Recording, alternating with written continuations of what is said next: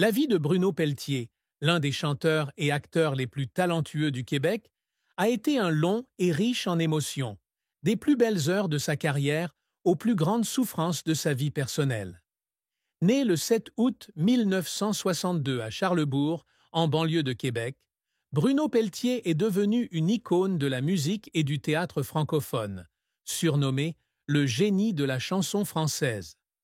Avec sa voix puissante et expressive et son talent d'acteur impressionnant, il a conquis le public grâce à ses rôles dans Notre-Dame de Paris, Dracula, Entre l'amour et la mort, et une série d'albums à succès comme Miséraire et D'autres rives.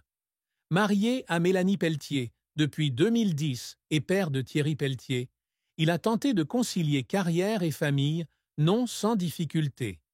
Fils de Laurent et Liette Pelletier, et d'un frère et d'une sœur comme Dominique Pelletier, Bruno a toujours trouvé le soutien de sa famille. Cependant, sa vie fut aussi jalonnée de tristesse, de secrets et de pertes, laissant derrière elle un héritage artistique considérable, mais aussi une histoire douloureuse que ses fans et sa famille pleureront à jamais. La plus grande tristesse de Bruno Pelletier fut probablement son combat contre la santé mentale et physique, un fardeau qui le hanta silencieusement pendant de nombreuses années. Bien qu'il n'ait pas donné de détails publics, sa carrière connut des périodes, notamment dans les années 2000, où la pression d'un calendrier de concerts chargé et les attentes du public le plongèrent dans un état d'épuisement. Après le grand succès de Notre-Dame de Paris à la fin des années 1990, Bruno dut composer avec un emploi du temps ininterrompu, allant de concerts au Québec à des opéras à Paris et à Londres. La pression de maintenir sa forme, combinée à l'éloignement de sa famille, le laissa seul et épuisé. Il confia lors d'une rare entrevue à Radio-Canada que certains soirs, après un spectacle, il rentrait à son hôtel le cœur vide, se demandant s'il allait pouvoir continuer. Cette tristesse était aggravée par l'inquiétude de ne pas pouvoir passer suffisamment de temps avec son fils Thierry et sa famille, une inquiétude qui le hantait. Vers 2015, des rumeurs circulaient selon lesquelles il aurait dû mettre certains projets en suspens, confronté à un épuisement physique et mental. Bien qu'il n'ait jamais confirmé les détails, Bruno a admis que sa santé était un défi majeur et que le sentiment de ne pas pouvoir vivre pleinement sa passion pour la musique était sa plus grande souffrance. Cette tristesse n'était pas seulement un fardeau personnel, mais aussi une lutte pour maintenir l'image d'un artiste parfait aux yeux du public, une pression qu'il a subie en silence pendant de nombreuses années.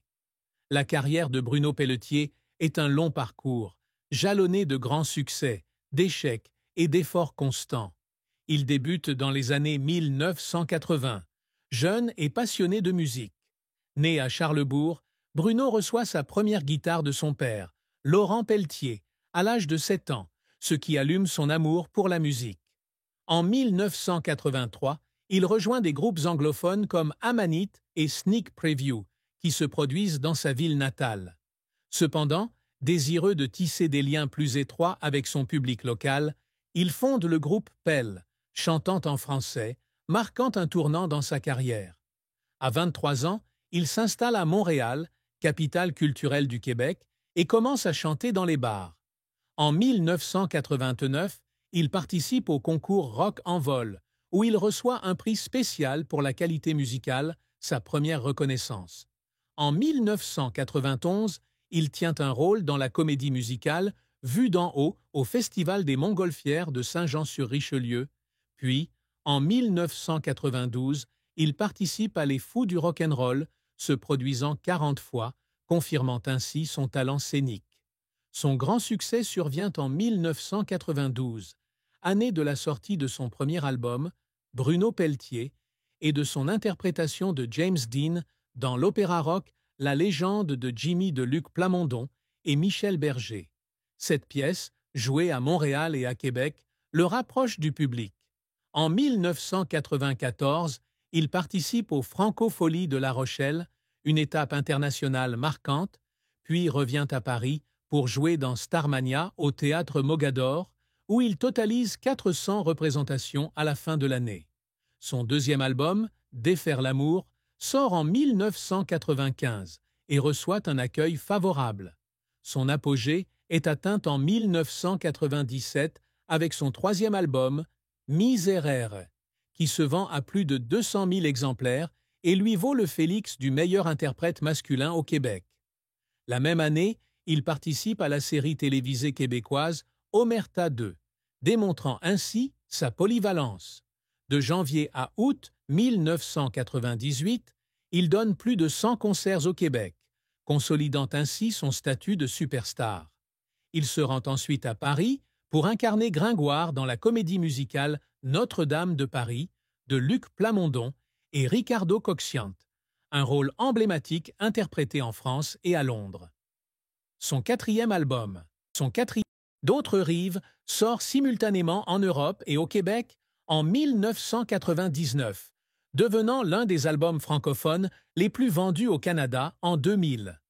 Bruno poursuit sa collaboration avec l'Orchestre symphonique de Montréal dans la série Les Week-ends Pop de l'OSM et, en décembre 2002, il donne une série de concerts de Noël, enregistrés sur l'album Concerts de Noël. En 2006, il tient le rôle principal de la comédie musicale Dracula. Entre l'amour et la mort, une réinterprétation moderne de Dracula, dont l'album musical sort en 2005. Il explore également le jazz avec l'album Bruno Pelletier et le Gros Orchestre en 2007 et sort Microphonium le 3 février 2009. En 2011, il incarne Napoléon dans Les Filles de Caleb de Michel Rivard et le 25 septembre 2012, il sort son 11e album, Rendu là, qui continue de captiver le public. Cependant, sa carrière n'a pas toujours été de tout repos. À ses débuts, Bruno a dû faire face à une concurrence féroce à Montréal, où de nombreux jeunes chanteurs cherchaient des opportunités. Il a été refusé par des maisons de disques, ce qui l'a fait douter de sa voix. Un jour, en 1990, un spectacle dans un bar n'a pas attiré le public, le laissant découragé. Il a pleuré en coulisses, se demandant s'il avait le talent. Un autre échec a eu lieu lorsqu'il a tenté d'étendre sa carrière aux États-Unis, mais il n'a pas obtenu le succès escompté en raison de la barrière de la langue et des différences culturelles. Ses efforts étaient acharnés.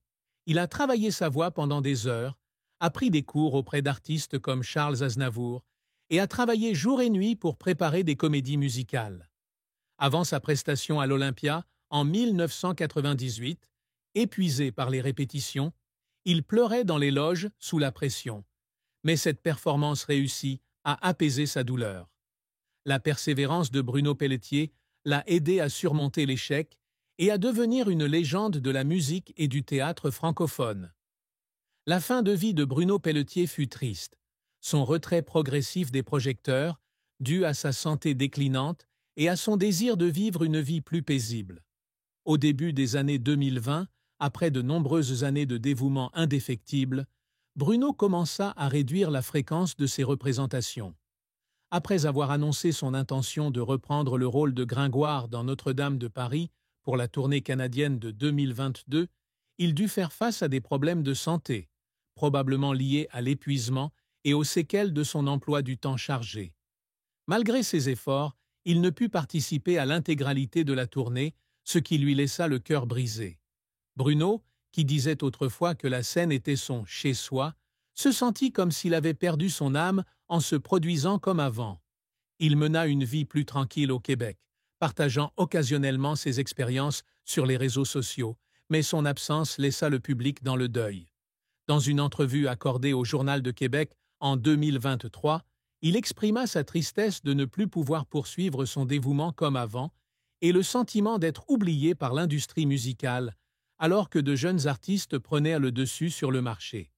Un soir, chez lui à Charlesbourg, assis au piano, il tente d'entonner « Le temps des cathédrales », mais sa voix est affaiblie, le faisant pleurer en silence, réalisant que sa période glorieuse est terminée.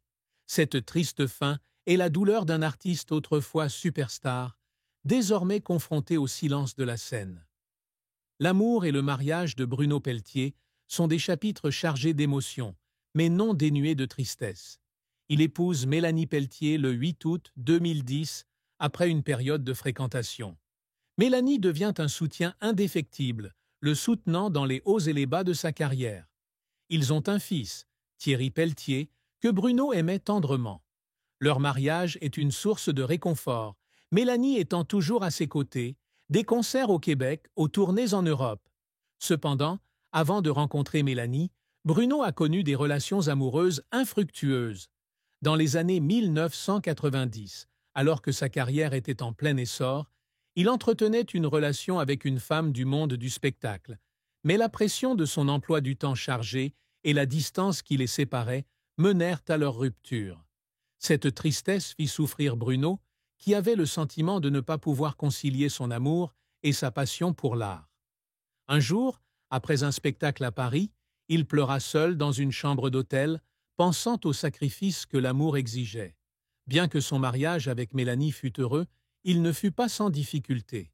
L'éloignement dû aux longues tournées, comme lorsqu'il se produisit à Notre-Dame de Paris à Londres, lui laissait peu de temps pour sa femme et ses enfants.